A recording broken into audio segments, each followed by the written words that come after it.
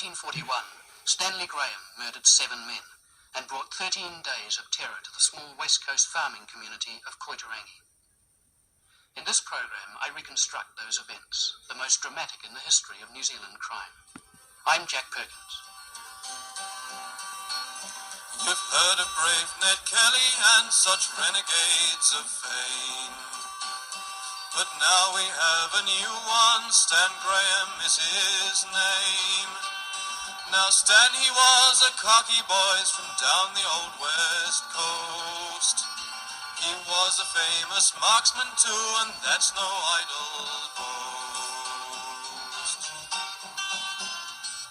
The atmosphere at Koitarangi developed up to such a point that it was a past flashpoint, if you can get what I mean. It was just electric the whole time. Even people in Hokitika, 16 miles away from the scene, were deadly afraid to stay home at night by themselves. Doors and windows were locked, and that was just because the atmosphere had crept right into Hokitika. One bright and sunny morning, Graham crossed it with the law. He shot 4 coppers standing there outside his farmhouse door. He got supplies together, boys, and guns and ammo too. Set out for Mount Doughboy there to hide out from the blue. Now, everybody that could carry a rifle was marshalled. They were our neighbours. We were shocked. We were astounded. We were resentful. We were ready to shoot Graham on sight. And that was our instructions from the police. So pick up your gun, Stan Graham, and go it while you can. The cops are all around you, they're out to get their man. You know the country over, you know the best of spots. All you've got to do, Stan, is watch out for the cops.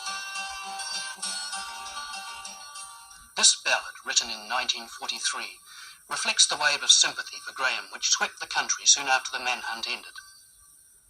Many saw Graham only in one light, as the victim of events beyond his control, the natural target of a wounded society bent on vengeance.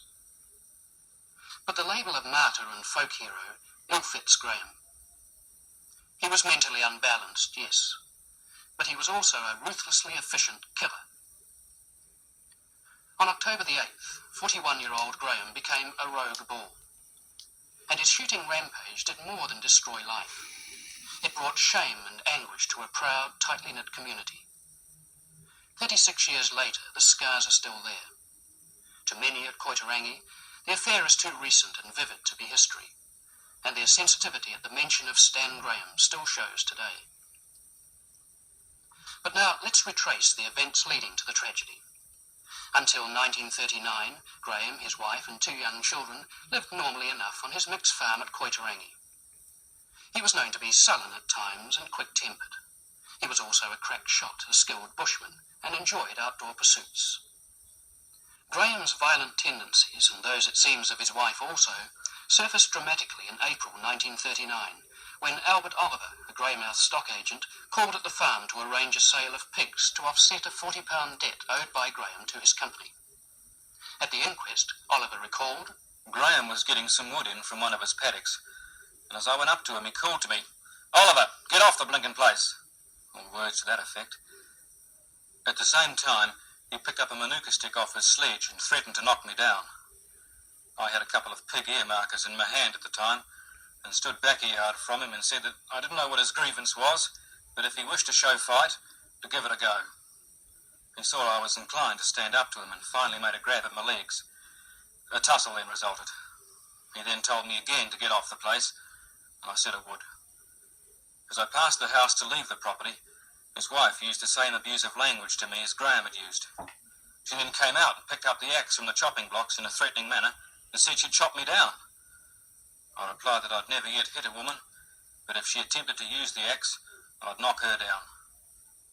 They both followed me out to my car parked on the road, still using abusive language. After I got in the car, I leant forward to release the brake so as to drive away. In doing this, I took my eyes off Graham for a moment and as I looked back toward him, he made a sudden lunge forward with his fist through the open car window with all his weight behind it and caught me a crack on the bridge of the nose and the lower part of the forehead. The blow stunned me for a few moments, but I quickly collected my thoughts and drove away. I did not by language or conduct provoke this blow. Graham had an uncontrollable temper. Graham specialised in the breeding of pedigree cattle. He wasn't very successful. Overstocking, poor husbandry, and insanitary conditions caused the sickness and death of some animals. The pedigree herd became the focus of a growing obsession. He became convinced that his neighbours were interfering and even poisoning his cattle. Later on, when he was really unwell, and he used to keep him on the front lawn. The front lawn was just a black mass of mud and so forth. In the winter time one time when he had them penned up around the house, he thought had an idea somebody was going to steal them or do something with them, but the cow shed, as I say, the cow shed was quite a reasonable cow shed, but and was for the first few years of his farming too, quite reasonable. But then it deteriorated with stand. The plant was dirty. There was that much cow manure in the cow yard that it was running back into the cow shed. Running back into the cow shed. Of course, the inspector condemned it. Now, Graham believed that he was being persecuted by his neighbours. I mean, was there any truth in that whatsoever? None whatsoever. This was an unfortunate thing that he developed this persecution complex, but I knew his neighbours particularly well. They were very fine people, and no man could have had finer, more helpful, more accommodating neighbours. The only one that I didn't know for any length of time was Anker Madsen, who was a recent arrival from Denmark and had not been very long in the country. I knew him quite well, but he was a most inoffensive and neighbourly type of a chap. Anker Madsen and other neighbours had already informed the police at Hokitika about the increasing number of threats and incidents, but things came to a head on the fateful morning of Wednesday, October the 8th. Anker Madsen later related these events at the inquest. I cycled past Graham's place on the morning of the 8th. I carried a pick handle. Graham saw me go by. He was standing outside the gate on the road. He looked like he was going to have a shave. His face was lathered. I was 3 yards from him when he held up his hand like a traffic inspector and said, "Stop." I did not stop. He bent down and picked up a gun from behind him, put it to his shoulder and pointed it at me. I looked straight into the gun barrel, and his eyes were looking along it. Just then, Mr. Jamison came along in his car between Graham and I. Graham then took the gun away from his shoulder, and the incident passed. Constable Best came to Koitarangi that morning after I rang him up, and I made a statement to him. Graham was a wild-looking man that day. I thought he was going to shoot me.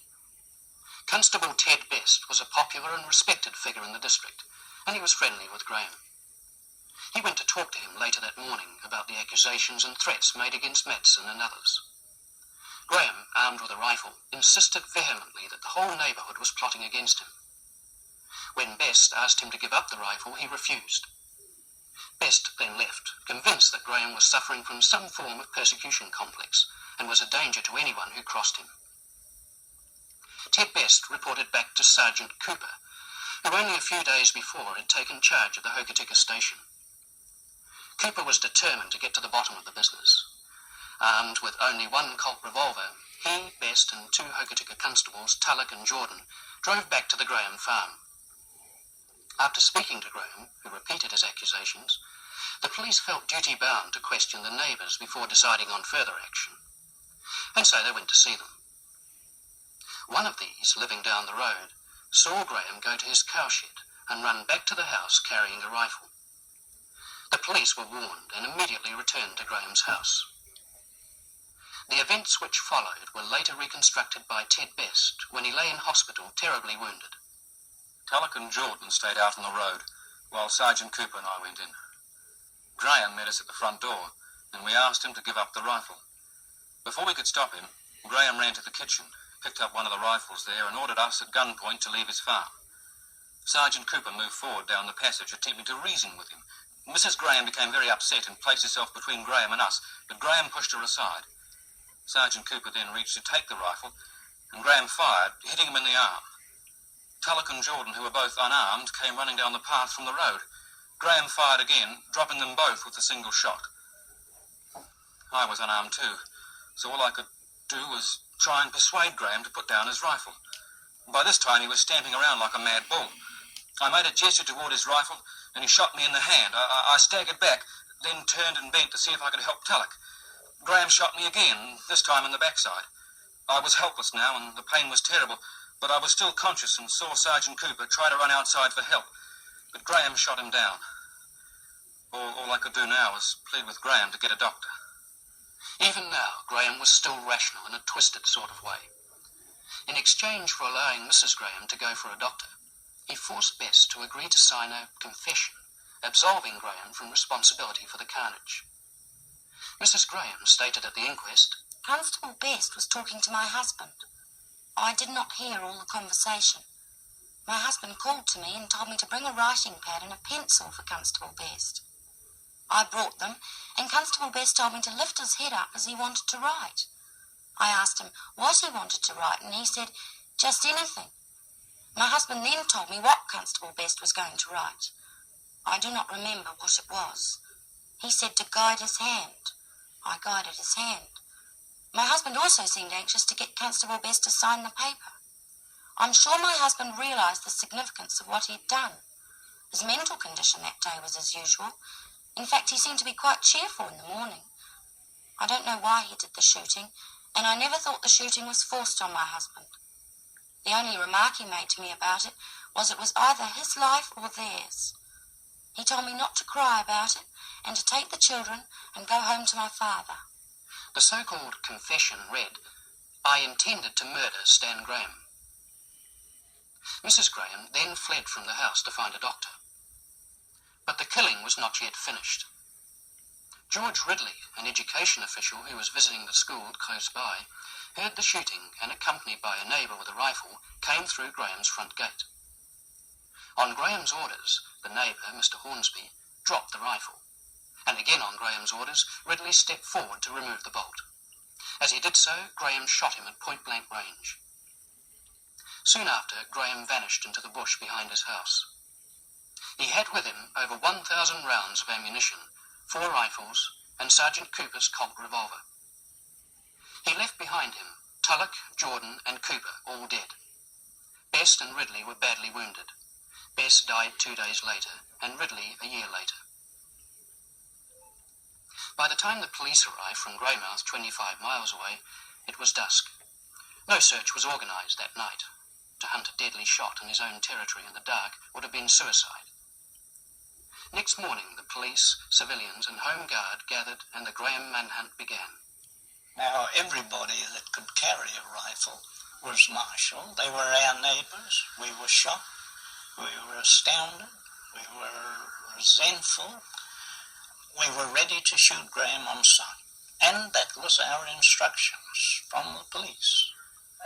Some of us, we got a little bit impatient with the police, and contrary to their direct orders, a group of us Homeguardsmen approached a patch of bush that happened to be growing in Graham's, was left in Graham's own paddocks, and one of his paddocks, with the idea of rousing him out of this bush. It was a foolish thing to do, because Graham could quite easily have dispatched a whole lot of us, but we were so upset, so bent on wreaking vengeance on Graham, that we were prepared to take any risk. So pick up your gun, Stan Graham, and go it while you can. The cops are all around you, they're out to get their man. You know the country over, you know the best of spots. All you've got to do, Stan, is watch out for the cops. On the first day, the searchers concentrated on heavily bushed areas towards Mount Camelback behind Graham's home. They found no sign of him. When darkness fell, 3 homeguardsmen were posted in Graham's house in case he returned. His wife and children had been taken to Hokitika. Others kept watch from the Koitarangi Hall across the road. Colin Howard was one of the men posted in the house. His instructions were to reason with Graham and shoot only to wound. It was 8 p.m. and pitch dark. I heard footsteps coming around the house, and I told the other 2 chaps, I said, get in your positions. I said, I think he's coming. I waited till he got to the front door, and I said, stay where you are, Stan. So I come out and have a yarn here. And he says, a bugger when a man can't come to his own house. I said, never mind that. I said, I'll come out and we can see if we can talk it over. Thinking he was prepared to cooperate, Greg Hutchison, he also spoke. With that, Hutchison was immediately shot in the stomach by Stan Graham. Well, I realised it was a pretty serious injury, but he took it like a Briton. He never moaned or growled. We'd done the best we could for him. We got him something to moisten his lips, and he wasn't as least, although I realised he was suffering, he was no trouble whatsoever, and he realised with the rest of us that we'd get out as soon as it was reasonably possibly safe to get out. Now, where was Stan Graham? What was happening outside? He was around the house. He was shooting through the window, through the door. Every now and again a burst of rifle fire would come in, and just when we think the position was safe to go out, bang, up she'd come again. We thought then the only solution was for to be rescued from the outside.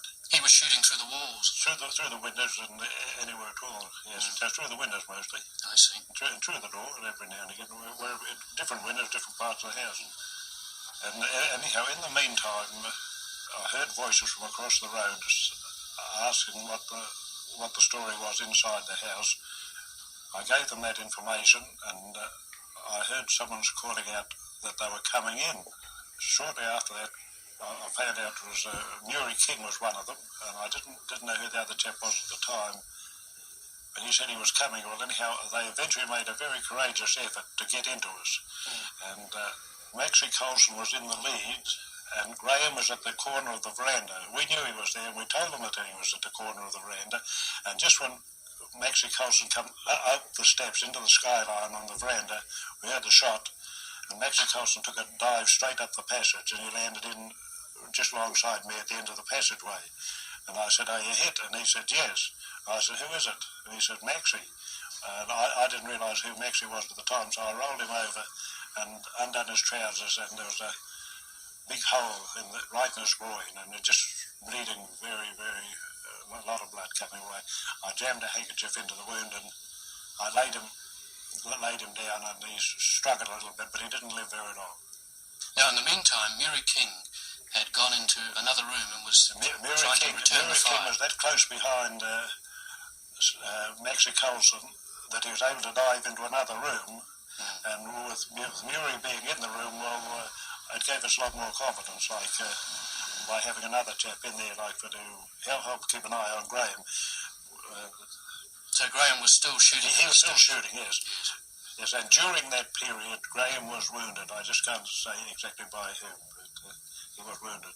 Now, how did you get out of this fix that you were in? Eventually, after about another hour, things quietened down. There's no shooting going on, so we realised that the position was that Hutchison had to be taken out, and if there's a risk to be taken, we had to take that risk. We thought we had a reasonable chance of getting out. So Murray King, he took Greg Hutchison out, and Hager and I covered him, one from each side of the veranda. And by that time we thought, Graham had gone. Like, we're pretty sure he must have gone.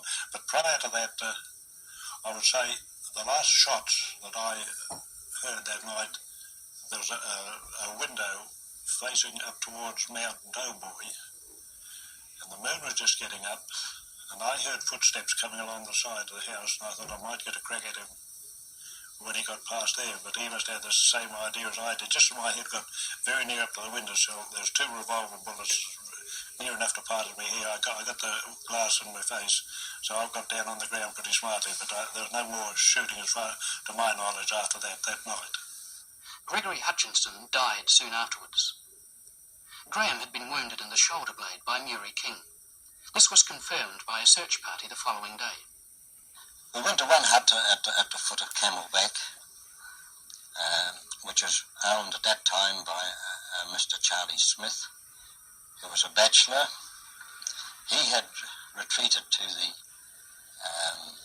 local area with the most of other people, and when we went to clear his hut, he was with us, and that was an early morning job, and he said, "Don't go near it, the hut is not as I left it."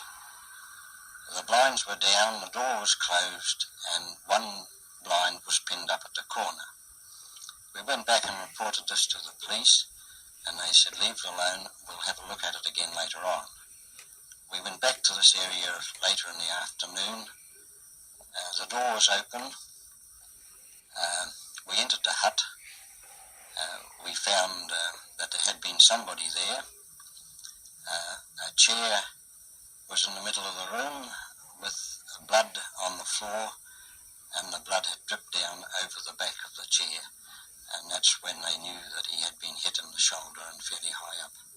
In spite of his wound, Graham made his way through heavy bush to Mount Doughboy, a few miles from Mount Camelback. Henry Grocot's farm fringes Mount Doughboy. Now, it was round this area, in fact, not far from where we're sitting here in this paddock, that he actually camped. Whereabouts was it?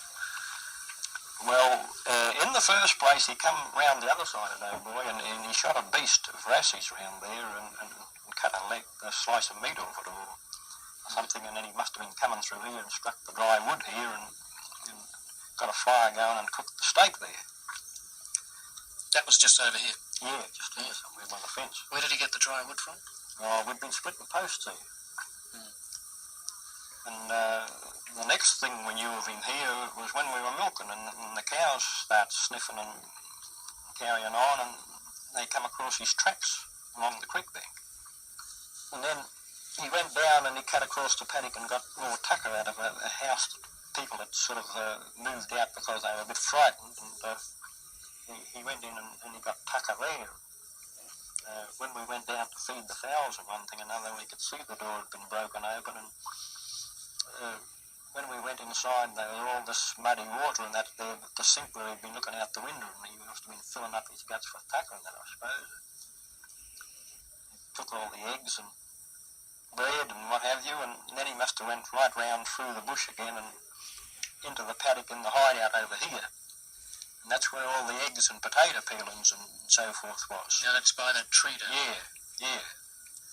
And it was the day after they got him that I come across the tree where he had been camping. He reckoned he had egg flips, one thing or another, and he'd milked one of our cows and was mixing with the eggs. Well, you must have been around here when he was over there by the tree, camping there. And you didn't know, of course, but he could have picked you off if he'd wanted. We wouldn't be 50 yards off the tree the day before going past, and I'm sure he must have been somewhere about there. He could have topped us off all right. Now the job of catching Graham was a tough one for the law. They had to call the Home Guard out and fetch the Army Corps. They even fetched Bob Semple's Pride, the homemade army tanks, and flew a Vickers bomber down to help to swell the ranks. Bob Semple's tanks didn't show up, but the army did bring Bren, Lewis and Tommy guns, although they were mostly kept in reserve. More than 200 men were now involved in the hunt. A member of Parliament suggested using the Vickers plane to bomb Graham out, but those on the spot devised a more subtle approach. They decided to put 2 policemen and 2 army signals with a walkie-talkie in various parts of the district, and they were going to get Graham's dog, which was still hanging around the house, and get it to follow the blood, and all of the police and signallers scattered around the place. They were going to report if the dog went their way, and also had a big Baffin bomber over from Wicklow. It was also going to endeavour to follow the dog. Well, this was one of the humorous aspects of the whole show over there.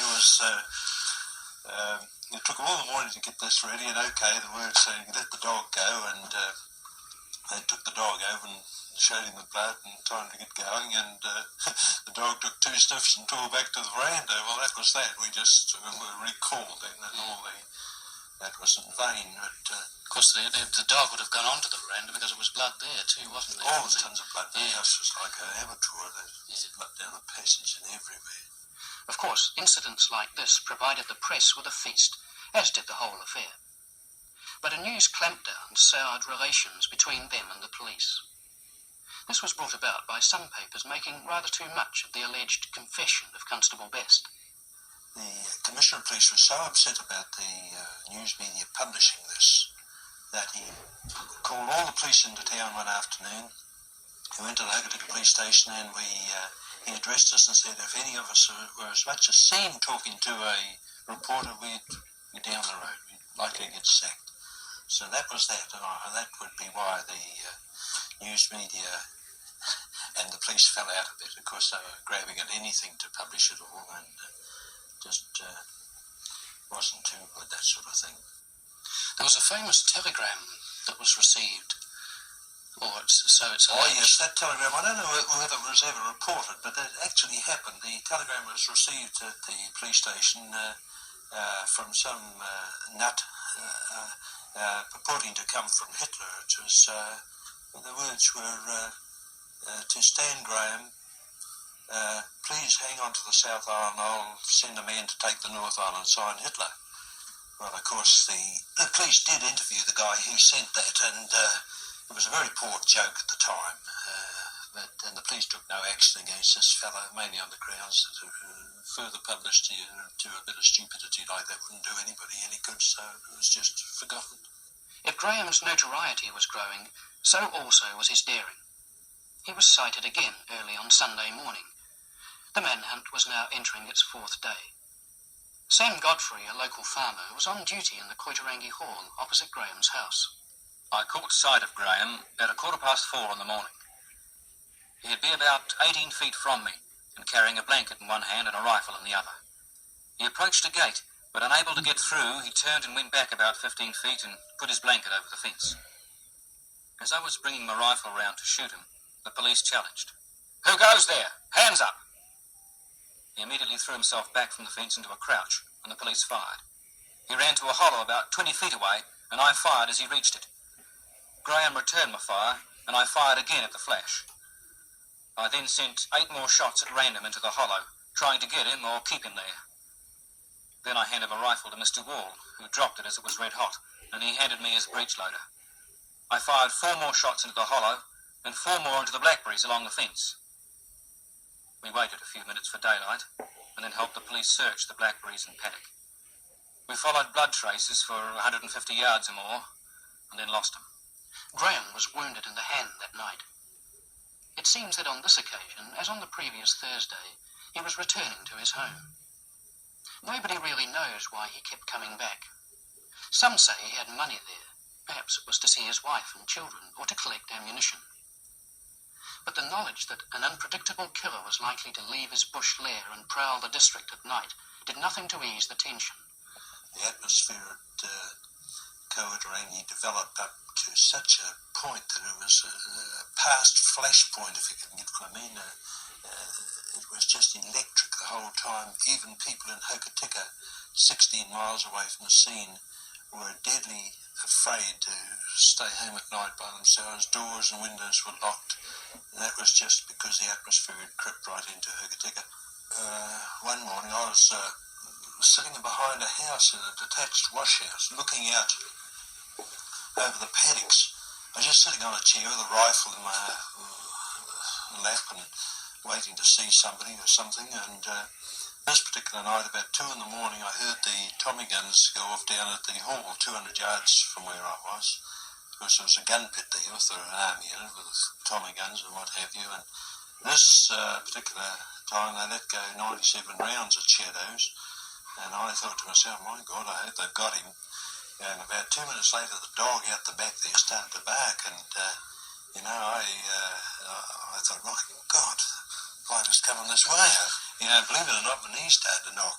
I'd always thought this knee knocking business was a bit of a myth, just a figure of speech. So I got hold of myself and wandered around, but he didn't come my way, and they didn't shoot anything that night because it was just the usual shadows they were shooting at. But that just illustrates the atmosphere of the place is hot. Everyone was touchy. Everyone was shooting at shadows. But not all shots have been fired at shadows. Graham has suffered at least 2 gunshot wounds. By now, the manhunt is well coordinated. Possible escape routes over the Southern Alps or into adjoining valleys are cut off. The searchers realise time is on their side. Bush huts and deserted farmhouses are staked out. Slowly but surely, Graham is deprived of food, shelter and medicine. During the next week, he's again seen at night near Koitarangi and fired at, but he quickly disappears. Then, towards evening on Monday, October the 20th, 13 days after the first shots were fired, the last act in the tragedy begins. The scene is a creek bed winding down from Mount Doughboy through the Grocott farm. Looking up the creek from down home, you could see him coming down through the paddocks. About 10 minutes went by and the police turned up to stop with us. And they got their binoculars on him and one thing and another, and the old sergeant went down to get on the phone to report to headquarters that he was coming down through the paddocks.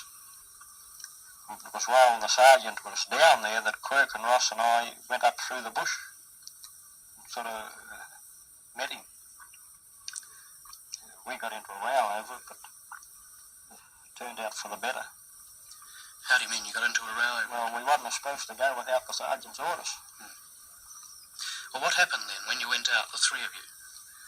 Oh, well, we sneaked nice and carefully up through the bush, and we had a peep out and we could see him up country a bit coming down like, and he got up on the bank and had a look and then wasn't satisfied with that, and he got down again and round the creek bank and come on down further. By that time we'd got to the end of the bush and he was just coming to the fence then, was looking through towards the house. Quirke took a rest and shot and bowled him over.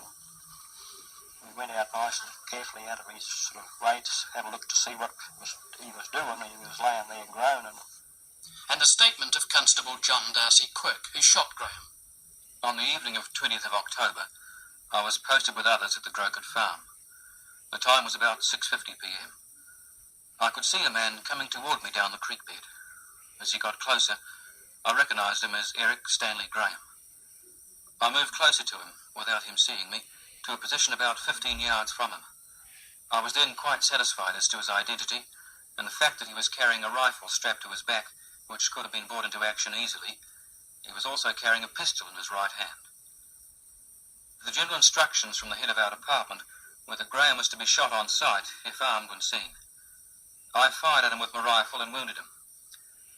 I then approached and found that his rifle and automatic pistol were ready for firing.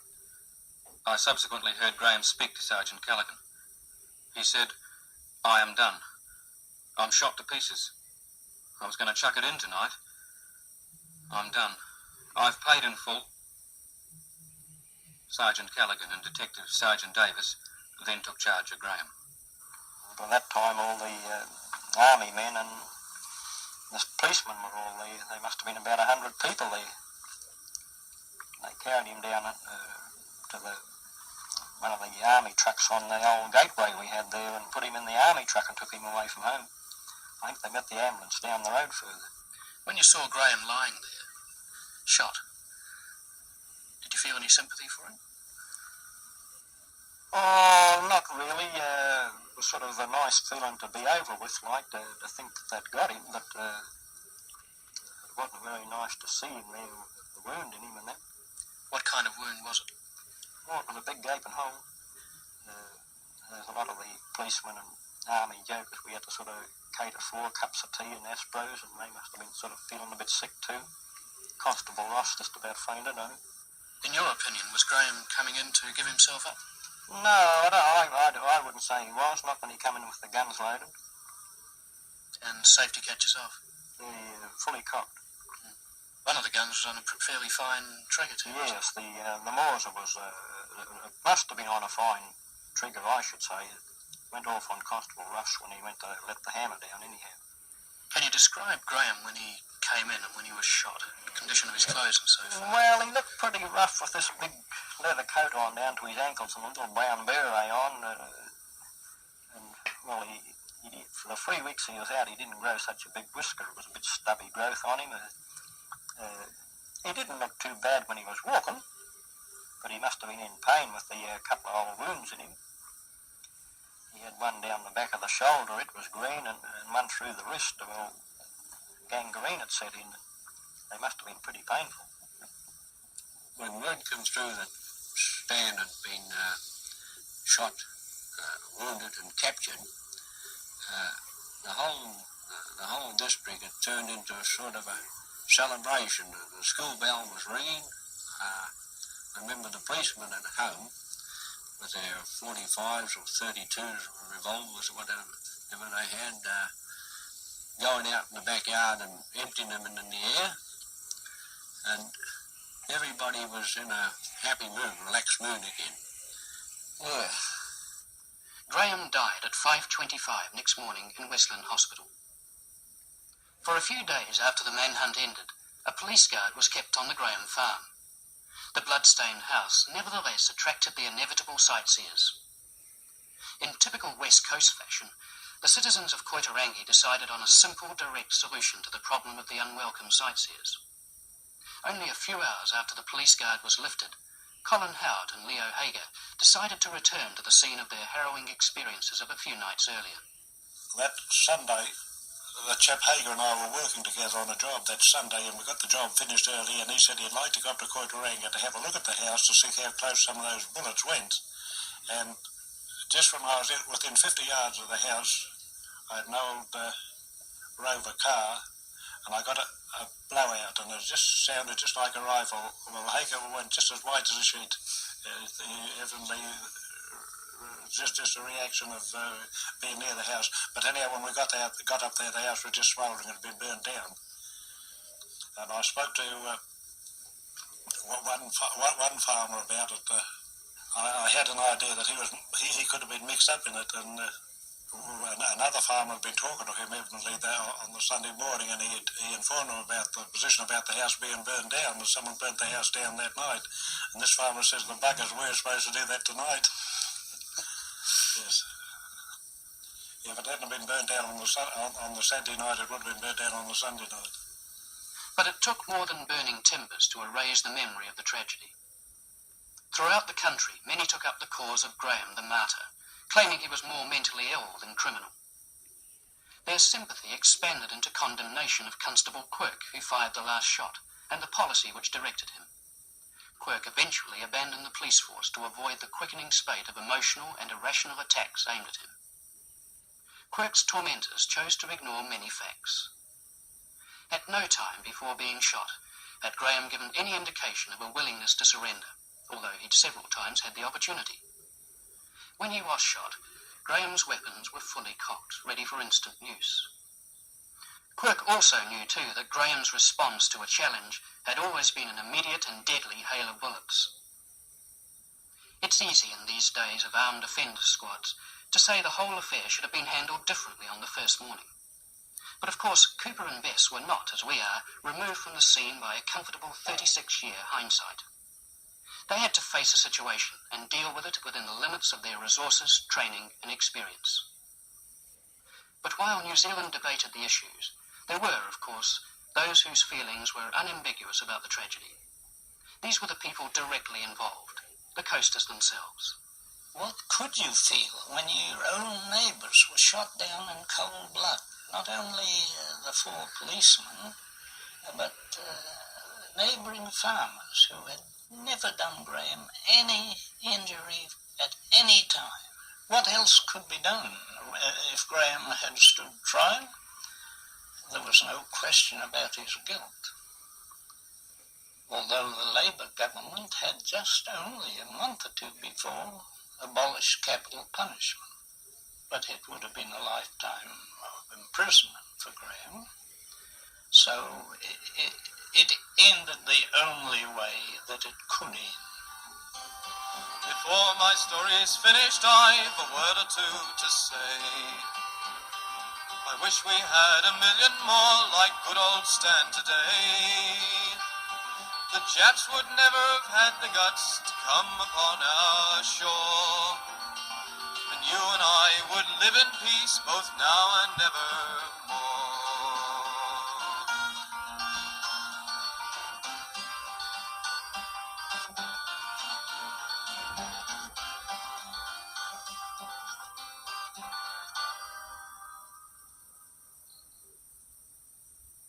That reconstruction of the Stanley Graham murders of 1941 was researched and produced by Jack Perkins. The Ballad of Stan Graham was adapted by Alwyn Owen from an original by Jim Case. The singer was Eric McKicken. A Spectrum documentary. Rest in peace, Stanley Graham.